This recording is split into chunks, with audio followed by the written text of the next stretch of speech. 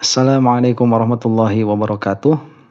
Alhamdulillahirabbil alamin wa sallallahu ala sayyidina Muhammadin wa ala alihi washabbihi wasallam, amma ba'du. Kita lanjutkan pembahasan kita yang kemarin mengenai perkenalan ilmu mantik. Sebagaimana saya anggap sepakat saja ya, pembahasan kita kali ini jangan dulu pakai kitab.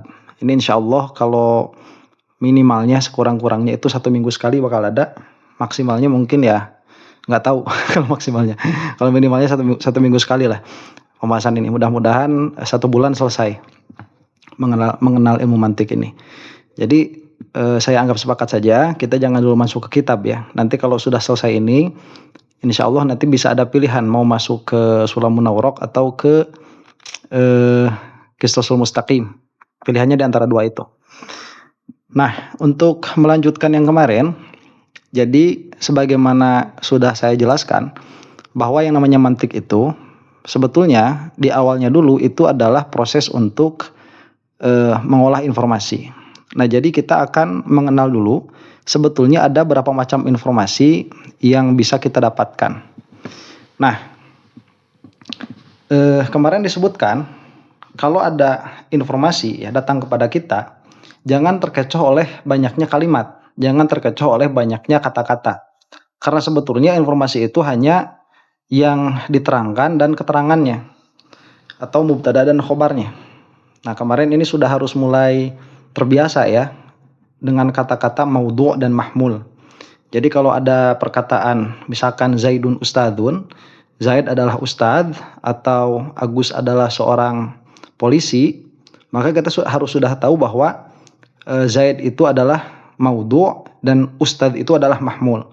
Jadi ini bahasanya ya, ini yang sangat penting tuh. Dua kata ini tidak boleh lupa kalau di dalam ilmu mantik itu.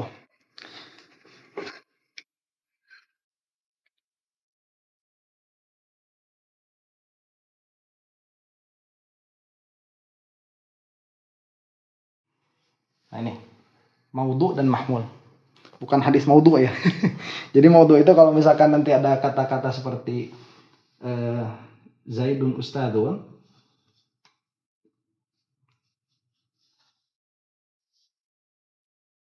Zaid adalah ustadz, maka kita harus sudah tahu bahwa Zaidun ini adalah maudhu' dan ustadzun ini adalah mahmul. Jadi jangan sampai lupa. Nanti sepanjang apapun kalimat itu, informasi itu, temukan mana maudhu'nya, temukan mana mahmulnya. Meskipun panjang ya. Misalkan saya mengatakan saya melihat, jangan saya melihat ya. Misalkan Prabowo memenangkan pemilihan presiden tahun 2024. Nah, itu yang maudhu'nya adalah Prabowo. Memenangkan pemilihan presiden tahun 2024 itu adalah mahmul.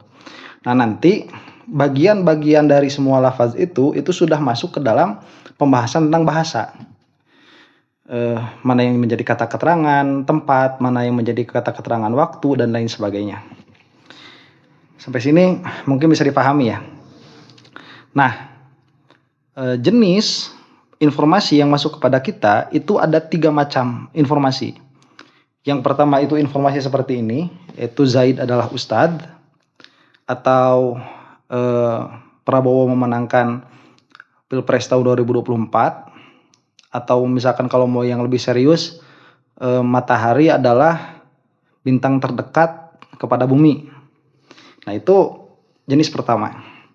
Apakah kita mau membenarkan atau tidak nanti itu urusan lain ya. Misalkan nanti ada bahasa nih, Musailamah adalah utusan Allah. Nah, itu pun informasi juga. Nah, tapi apakah kita membenarkan atau tidak, itu nanti urusan lain. Ya, perkenalannya jangan dulu ke situ, jangan dulu ke membenarkan atau tidak. Kita terima dulu informasinya begitu. Kemudian kita pahami mana yang diterangkan, mana yang menerangkan. Itu jenis yang pertama.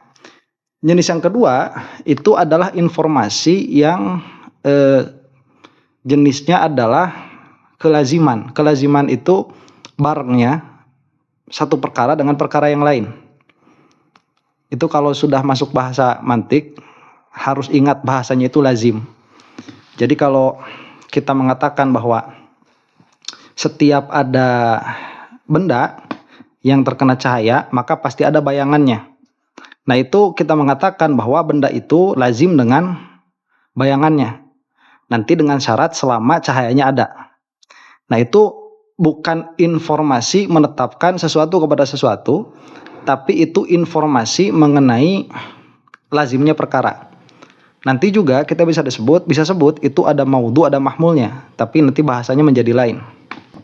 Nah, itu jenis informasi yang kedua. Jadi yang diinformasikannya itu adalah kelazimannya. Makanya biasanya jenis informasi seperti ini dia tersusun dari dua jenis seperti ini.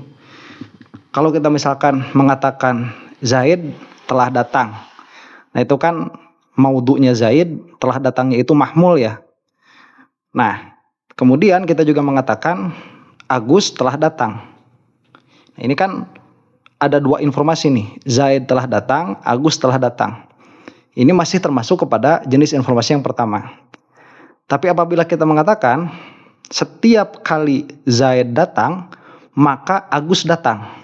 Nah, ini sudah masuk jenis informasi yang kedua, yaitu melazimkan kedatangan Agus dengan kedatangan Zaid. Atau kita mengatakan sebaliknya, Zaid datang, kemudian Agus pergi. Nah, itu masih masuk kepada informasi yang pertama tuh. Karena menginformasikan kedatangan kepada Agus dan menginformasikan kepergian kepada Zaid. Kemudian apabila kita sudah melazimkannya, maka kita mengatakan setiap kali Agus datang, maka Zaid pergi. Nah, yang diinformasikan di situ adalah kelaziman antara dua kejadian ini yang tidak terputus.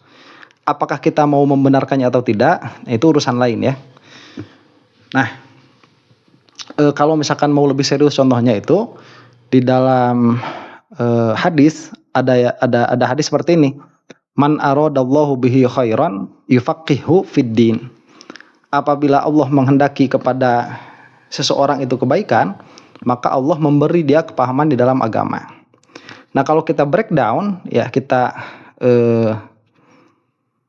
pisahkan, itu sebetulnya dua jenis informasi seperti ini, yaitu Allah memberikan kebaikan kepada seseorang, kemudian Allah memberikan pemahaman keagamaan kepada seseorang.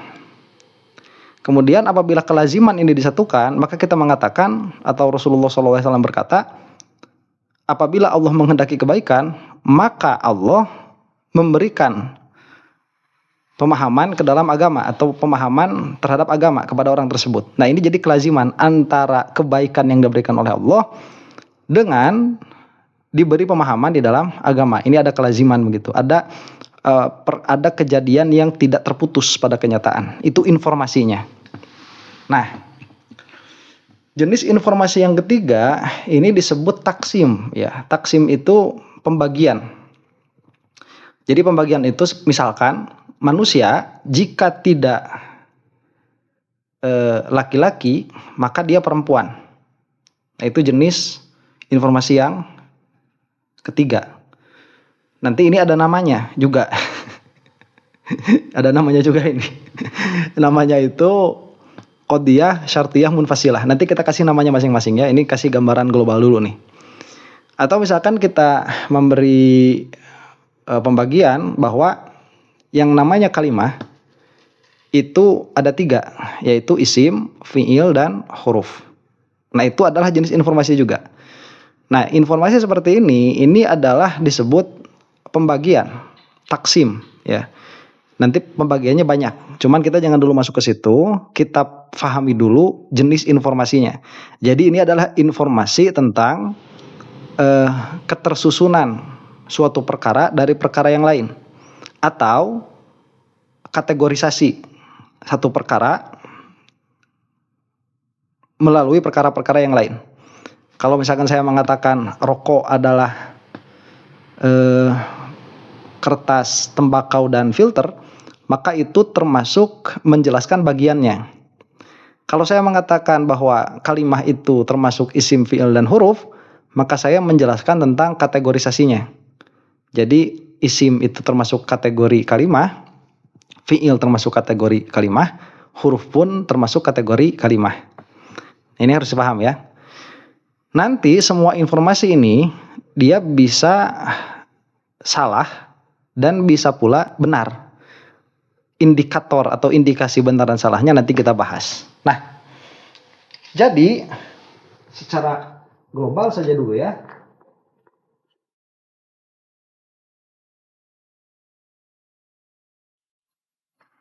Supaya mudah, kita bagi informasi kepada 3 tadi. 1, yaitu seperti Zaid adalah Ustadz. Ini yang pertama. Yang kedua, jika langit mendung,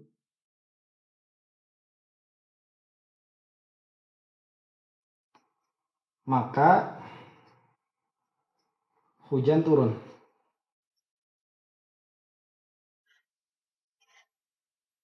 Yang ketiga,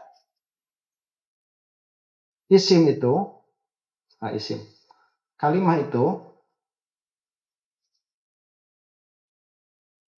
terdiri dari